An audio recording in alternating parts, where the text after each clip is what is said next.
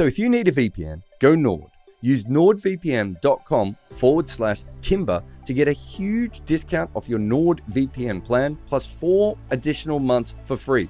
It's completely risk-free with Nord's 30-day money-back guarantee. The link is in the show notes. Protect your computer like a cricketer protects its nether region with NordVPN today.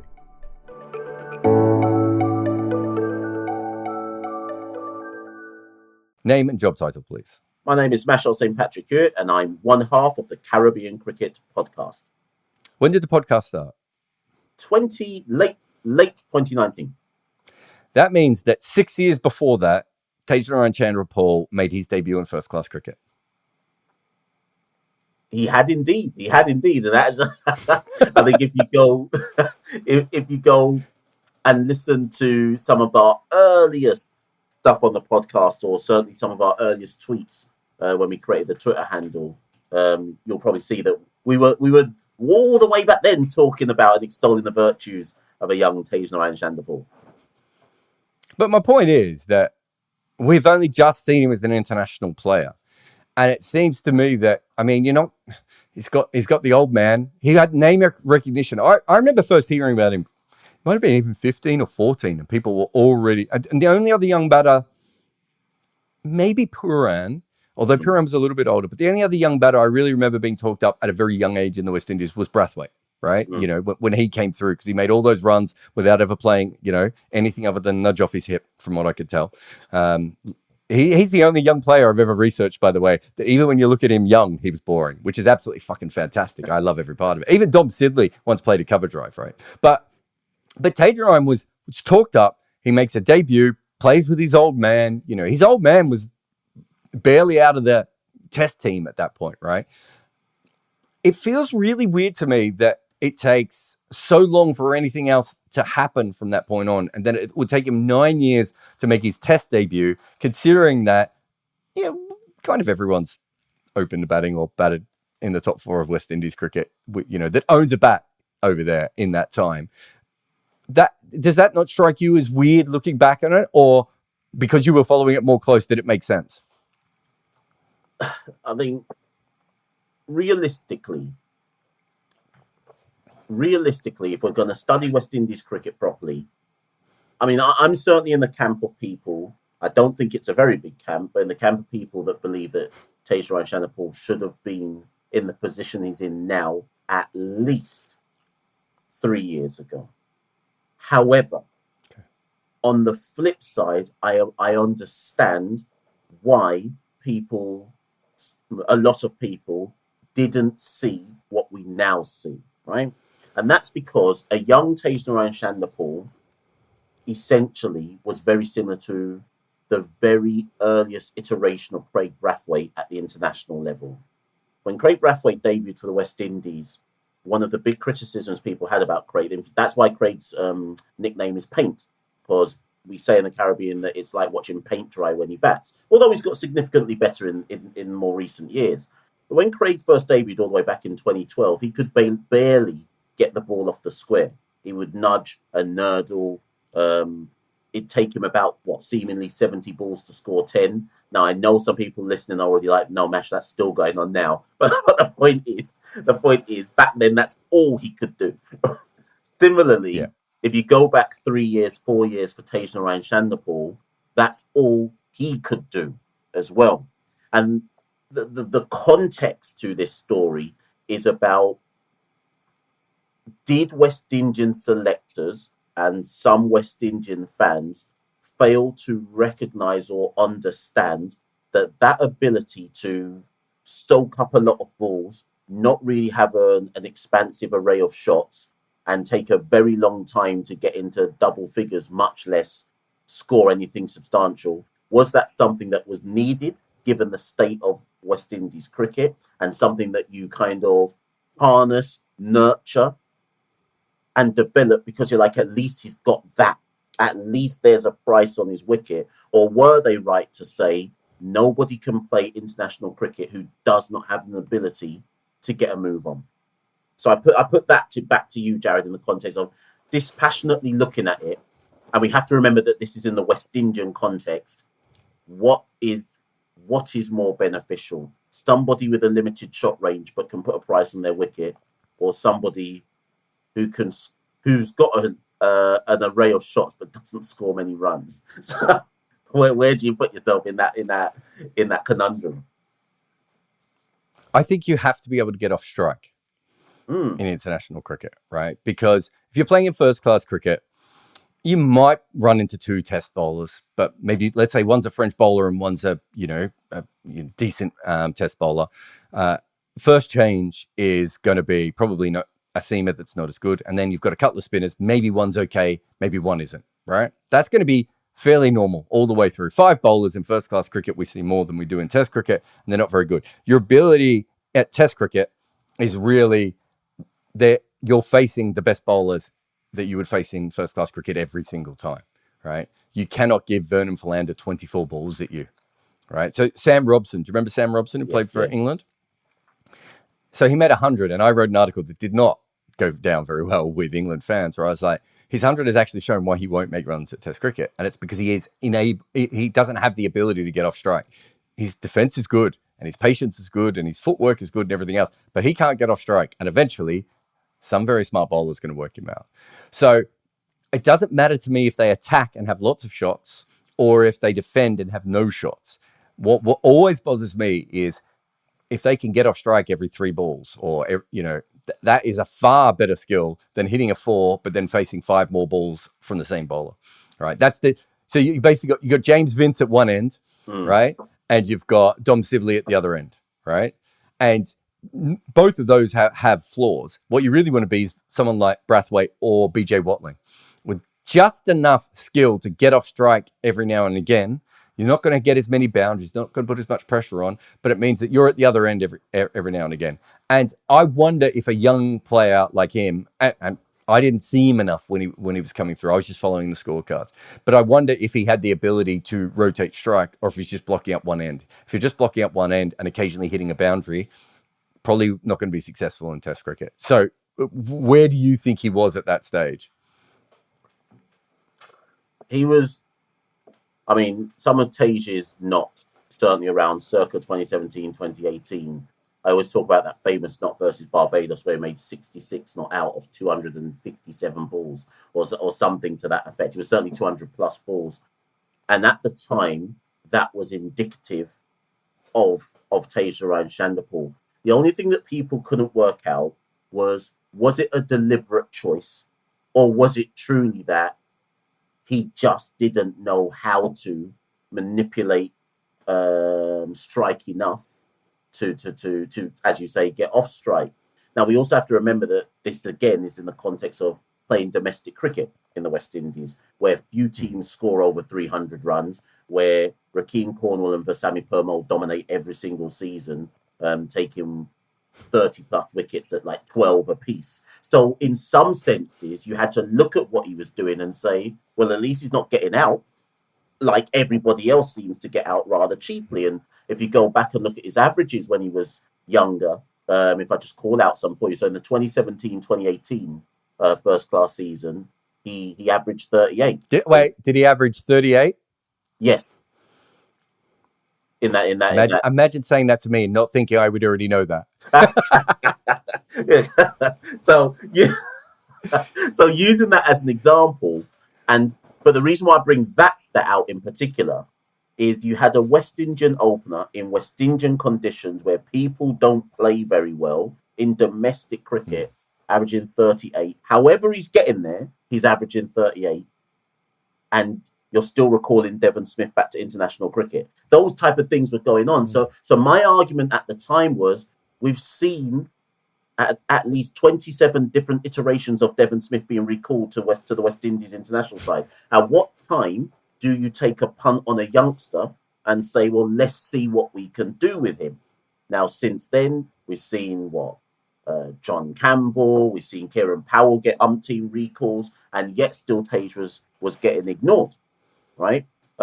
So Tage's, and here's the joke, here's the biggest joke of the whole situation. Tagenarine Chanderpaul has only now ended up in the West Indies team by actual fluke. And the reason why I say fluke is, if John Campbell hadn't failed that drug test, we probably still wouldn't be talking about Tagenarine Chanderpaul. If, or sorry, not failed drug test, sorry, whereabouts violation. I should clarify that. If Tage was on the drugs ban. verge, yeah, Tage was on the verge of last first class season.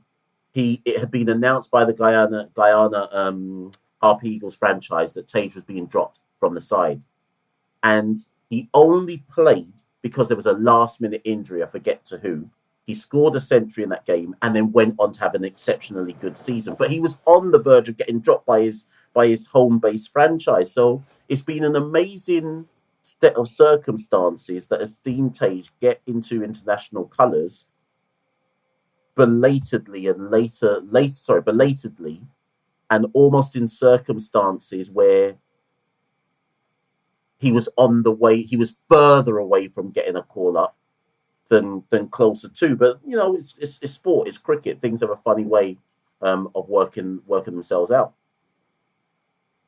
Well, I mean, the 17, 18 years, the reason I have that stat is I think every other young West Indian batting talent in the last decade probably would have got picked at that year. Yeah. Right. We've seen it again and again, you know, that they don't do anything. They average 15, 16, 25, 28, 22. Suddenly they have a year where they make a couple of runs. They get picked for West Indies and they're not ready. He, as you said, he's, you know, on the verge of getting dropped. 2019 makes no runs. 21, 22 makes no runs at all. Right. It's really, really interesting to me that I think most West Indian players would have been brought in, and I don't think he was ready in 2017 and 2018, and he actually would have been absolutely annihilated. Yeah, and then you would have had another situation. Yeah, and I'm not saying I wouldn't have picked him, because I'm with you. I probably would have thought about picking him as well. I remember that year, you know, as it happened. But the point is that accidentally, by overlooking him for whatever stupid reason, whether they hated his dad or because of the whole always not wanting to pick Guyanese players or whatever it was, right? They actually probably allowed him to finally work out his cricket, and maybe almost getting dropped by Guyana was the thing that he needed more than anything else. Because in the start of 2022, he scores 300s in 5 games, including 2 really good knocks against Bangladesh A. Yeah. So clearly by that stage, he is probably an international cricketer. And I would say, even if you looked at his record 6 months earlier, you'd be like, oh, don't pick him. He's nowhere near ready. Yeah, and I agree with you on that. I mean, I'll still say that I probably would have picked him in 2017-18, and I agree with you that he probably would have struggled massively. But then what's quite interesting to me is this, Jared. Since he's made his debut, right? So at current, he's got the big double century scored in Zimbabwe, he got 50 in Australia, a couple 40s in Australia. He's not actually done too much else since. But here's an example of why the Tage conundrum is interesting. Tage's last test was the second test against India that West Indies drew, the rain-affected one. Now, in his second innings, I think West Indies were chasing something like 400, and I think we were like 90 for 2 by the time rain called the game off. But Tage reached 24 not out of 98 balls, right? At one point in that innings, he was something like 7 not out of 70-something balls. And I remember, the only reason I'm bringing this up is because I remember the who was on comms at the time? Curtly Ambrose was on comms. I'm going to say either Bish or Gangor on comms, and they were crucifying him. Curtly was saying this isn't good enough. This is international cricket. You can't just be getting bogged down in international cricket. Similar to the point you're making. There's a ball with your name on it. This isn't moving the cricket forward. You've got to be more positive than this.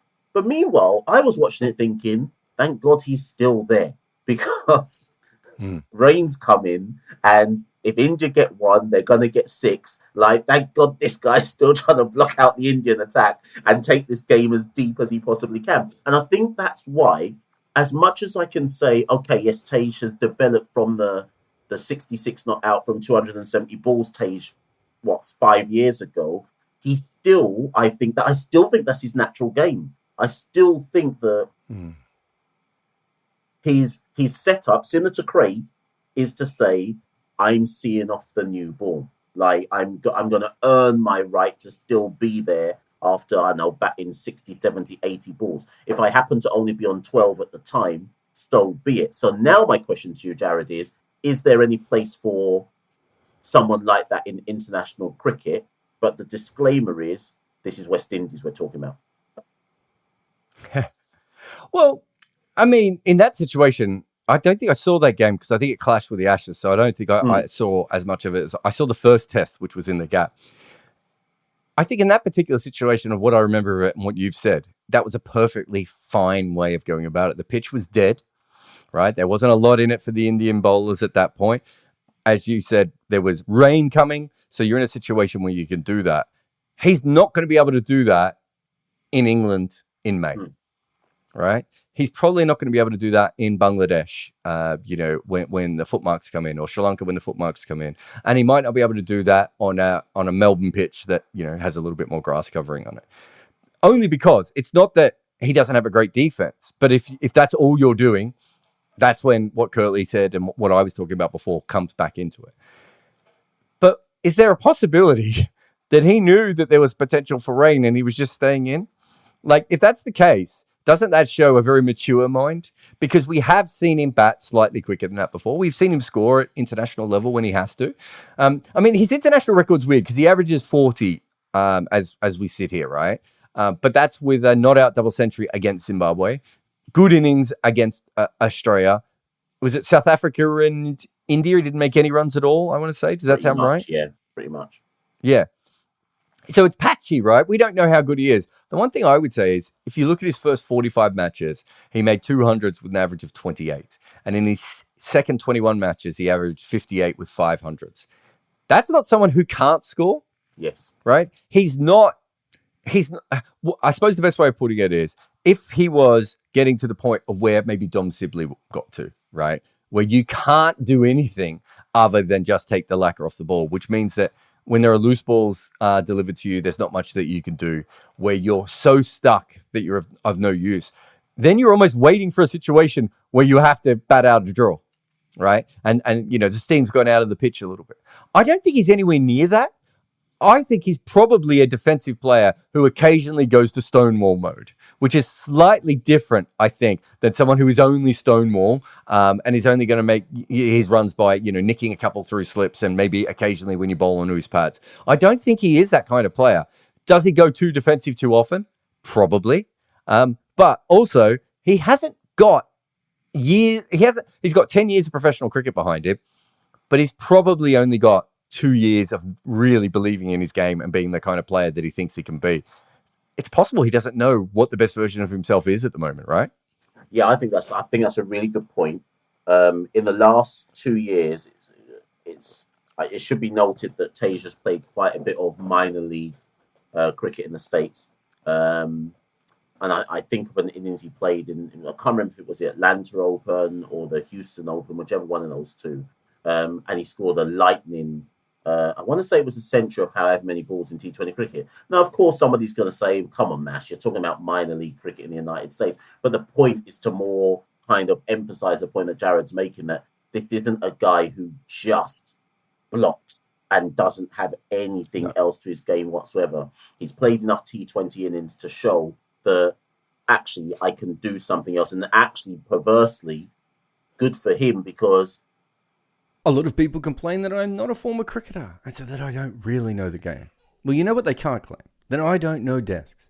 I've been using desks for years. I'm a collector of desks, old and new, and I'm sitting on a new one right now. I'm the Don Bradman of sitting at desks. So when I tell you that the E7 Pro next generation height adjustable desk from Flexispot is legit, this is like Michael Jordan talking to you about sneakers.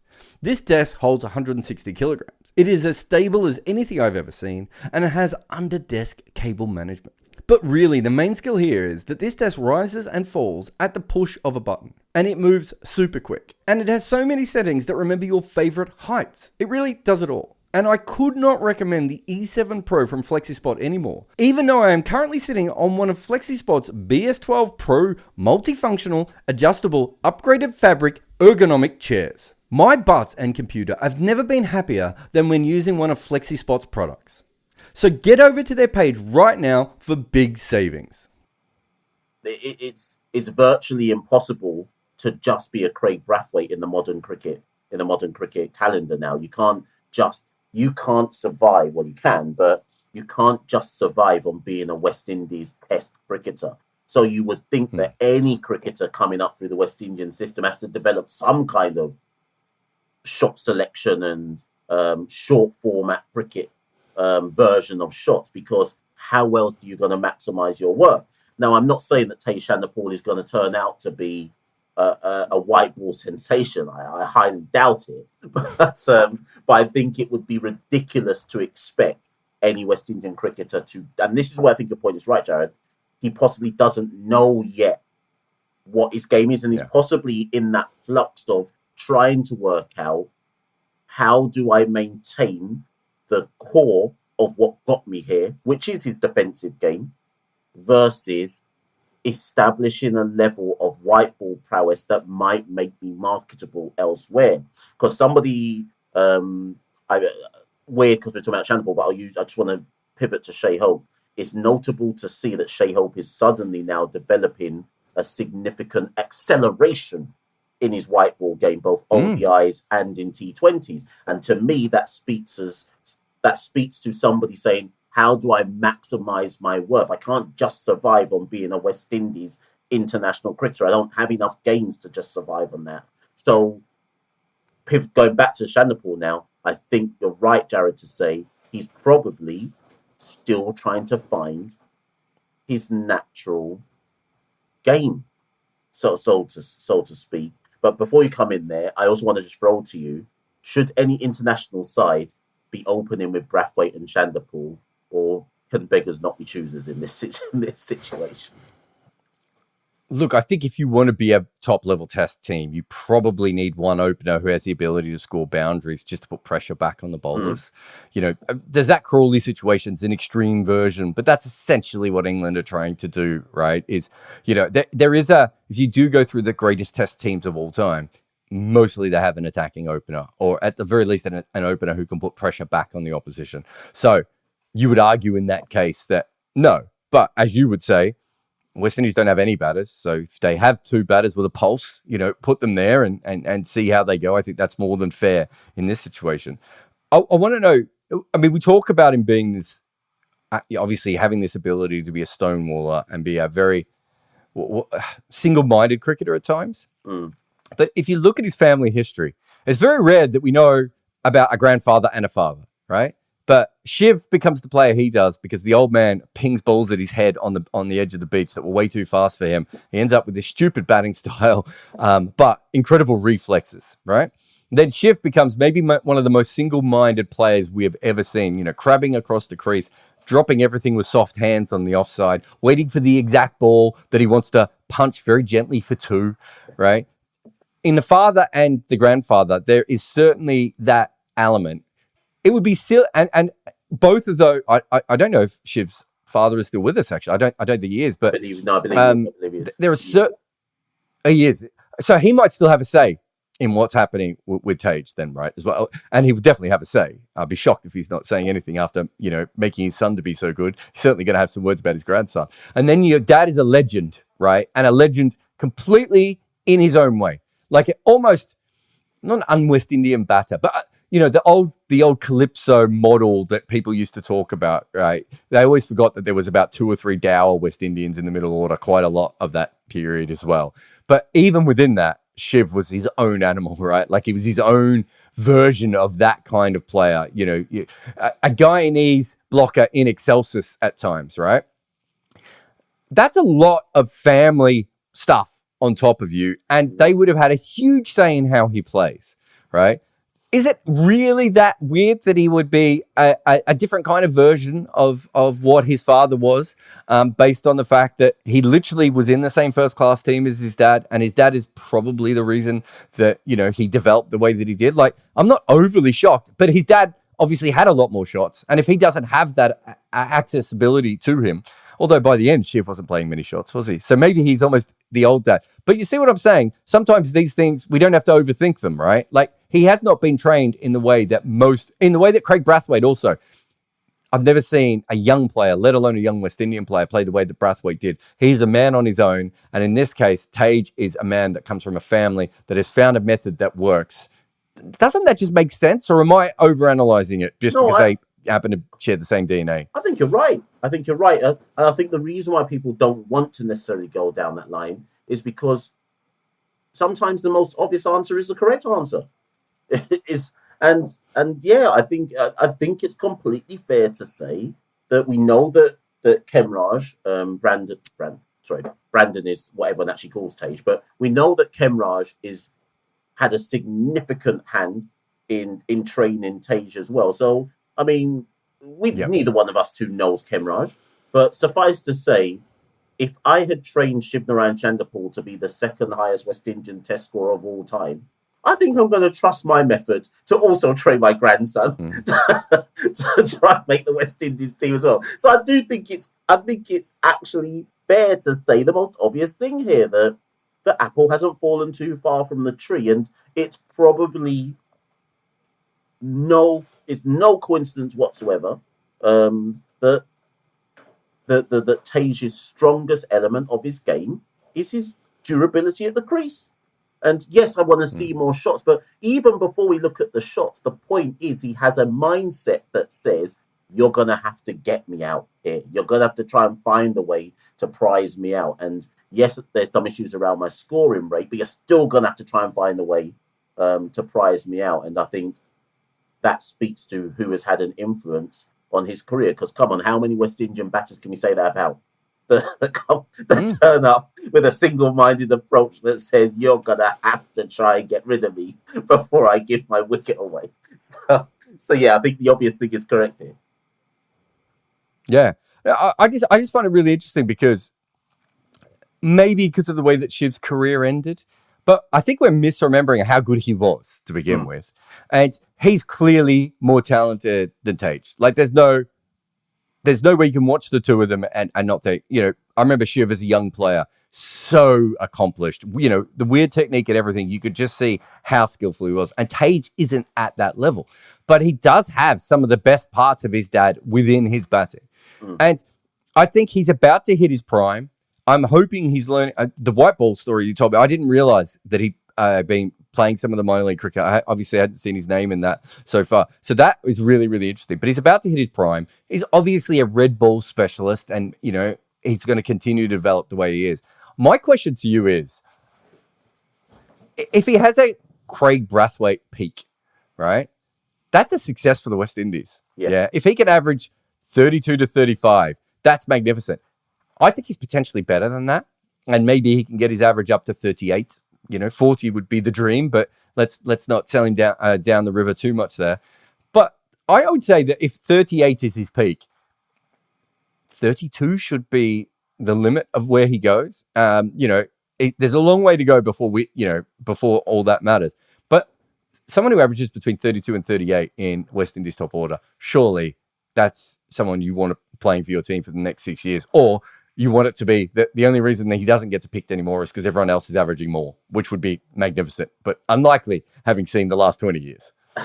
Very unlikely. Here's a problem, though. Let me throw a little spanner in the works here with your statement there, Jared. Please. Obviously, if he ends up averaging somewhere between 32 to 34, I'd bite your hand off for that. But if there's one thing that we have a knack of in the West Indies, it's dropping people for no particular reason, all right? So, and I say that to say, since that Australia-Zimbabwe tour, as you said earlier on, Tage had a bad time of it in South Africa, as lots of more established cricketers do. Great bowling attack too. Yeah, Friendly pitches. He struggled somewhat at home versus India, and his next series is Australia away again, right? So let's just say, granted, he was good in Australia last time out, but come on, it was his first series in international cricket. As much as Australia are one of the top teams in the world, I'd venture to say they probably couldn't find much footage on Tage. So wouldn't have worked out his obvious weaknesses and so on and so forth, right? I would assume second time round, Tage going to Australia, they might know him a bit better now, right? So Australia's up next. And then after Australia, he goes to England. Now, hear me out, Jared. Let's just say, argument's sake, fails away in South Africa, struggles, doesn't fail, but struggles at home versus India, struggles away in Australia, then struggles away in England. This is West Indies cricket, Jared. They'll drop him after that and take no consideration into the fact of who those 4 series were against. So I guess what I'm trying to say is, yes, they should invest in him, and the common sense thing to do is invest in him. But I'm not sure if West Indies cricket really operates like that. So, It's a weird one too, because he's not young. So if he was 23 or 24, if he was Athena's right age, you probably say to yourself, we'll just give him 2 years regardless, right? There isn't anyone better. We know that now, right? Even if he struggles, we'll give him 2 years. We've now seen him against Australia and Zimbabwe. We believe we know enough. Bangladesh is another good example of him making runs. But because he's older and he's in that prime period, he can't really not make runs in at least one of those series. Right. And it probably, as you would say, would need to be one of the first 2. Now, maybe conditions in Australia favour him. I can't see how they would ever favour anyone from Guyana, being that the ball's never bounced above ankle height over there. But, whatever reason, maybe they do. Maybe it suits the way he plays. Playing late and playing, the way that he does might also be something that could work in England. And maybe he gets a year with bad Duke's balls, or England, Jimmy Anderson retires and the next bowlers aren't as good, or whatever situation happens there. But yeah, I get your point. And I think that's the issue is because he's just that little bit older, you're probably, because if you give him 2 years, right, and his average at the end of that is 18, even if he's going to come back and get it back up to 32, he's going to be 28, 29, and then he's just another West Indian player who didn't do it at test level, right? It's a very fair, it's a complicated thing because you and I have watched so many of these guys where you watch them in test cricket and you're like, this is not a test cricket. This guy should not be out there, right? He is definitely not one of those, right? And so you want to make allowances for the fact that, like I said, I could see him averaging high 30s. There's everything within his game tells me he has the ability to do that, but he could be dropped 93 times on the way to that kind of a mark, just because if no one else is making any runs, he will have bad series, and he's not the finished piece yet. I mean, he's clearly, if you compare his development to his father, he just hasn't developed in the same pace. I just want to throw, before we wrap this, I just want to throw one little left field comment to you, Jared. So everyone always talks about, well, West Indies, we've missed out since our players don't really get county deals anymore. I mean, the 2 we've got right now are probably our 2 most experienced players. Kimar's at Surrey and Craig is at Warwickshire. But I've often said that where some of our players go wrong is that whether it's their agents or whether it's them, I don't know. But do you think there is anything to be gained for some of our players going to play grade cricket in Australia, or I wouldn't say Shield cricket because they wouldn't get in the teams, but is there any benefit for them going to play like some kind of cricket in Australia or such places? Yeah, I mean, there's 2 places to go, right? There's league cricket in England. There's grade cricket in Australia. You can play a little bit in South Africa and New Zealand as well, if you're willing to try those things. I think you and I both agree that West Indian cricketers aren't being developed the way that they used to. I think part of it is the wickets. I think peak West Indies talent, the wickets were all so diverse, and that from game to game, it would be one wicket would rag sideways, the next one would keep low, the next one would bounce over your head, there'd be a little bit of sieve movement, there'd be all these different things that you would play. And the West Indies wickets don't quite feel that diversity anymore that they once had. So what's a way around that? Well, club cricket in Australia, league cricket in England also will shore up your technique if you're an opening batter, right? If you go up to one of the stronger leagues, Staffordshire, Lancashire leagues, those sorts of places, I think the reason that cricketers don't do it as much is there just isn't the money in it. Right. But the players, it's funny, I was talking about to a player the other day who went and played club cricket in Australia. And I said, what did you get paid? And he said, no, I wasn't paid. And I went, what? And he said, no, it was my off season. I knew I wasn't going to be playing in any representative cricket. I said to them, I'm available. They paid my ticket. They got me accommodation. Obviously, I didn't have to pay match fees or anything like that, but I didn't get paid while I was out there. If you're willing to do that, you can improve your game, right? And I think for a lot of West Indian cricketers, that would be tough to have maybe 6 months where you're not getting paid. League cricket's a little bit different. There's a little bit of money in the league cricket, but if you're playing in Australia and New Zealand, most of those clubs probably are not going to pay you, or it's not going to be that much. Whereas you and I both know, and you've already talked about it, Tage can go and play minor league cricket and probably make 10 or 20 grand over a few months playing over there. But it's not the same as playing cricket in Sydney. It's not the same as playing cricket in Auckland. It's not the same as playing cricket in Staffordshire or Lancashire or South Africa or any of these other places. But this all comes back to the biggest problem, which West Indies cricket has always had. Every decision that West Indian cricketers make is from a position of, a negative position, right? So you have to go and do that thing because you're not looked after at home.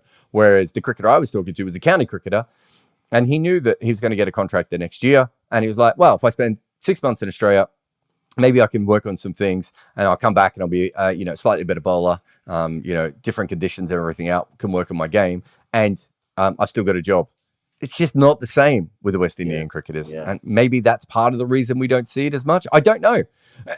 Also, I would say this. I don't know many West Indians who are agents that get... So almost every Australian cricketer I've ever met at one stage or another has got other Australian cricketers over to play in club cricket in England, right? And the same thing happens with England cricketers and everything else. There's all these like low-level agents that you and I would never need to come across. But these guys, that's what they do, right? They find players for English clubs. They find players for Australian clubs. They do all these little deals that, they get some kickbacks.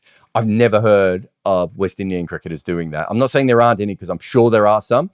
But it doesn't seem to be the same kind of thing. And you need that infrastructure there because, who's Tage going to call, right? You either, and he's more plugged in than most West Indian players, but who's he going to call? So I do think that is a part of it. Anyway, I've now gone on too far and you probably want to go to bed.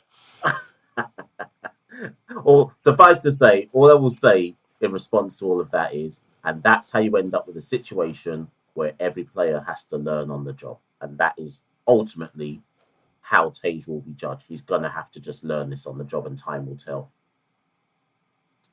Yeah, and as we've seen in Test cricket, that usually doesn't work. But thank you very much for coming on the podcast. No problem. Thank you very much. Thanks to the kind folks at Flexispot for looking after my office and my butt by sending me their E7 Pro desks that save your favorite desk heights at a touch of a button. You don't have to crank anything. This thing just finds the height that you like and you can work. And their BS12 Pro chair that supports my posterior while I'm recording, this ad and all my shows. If you need great desks, especially ones that change heights or the best quality chairs, head on over to Flexispot today.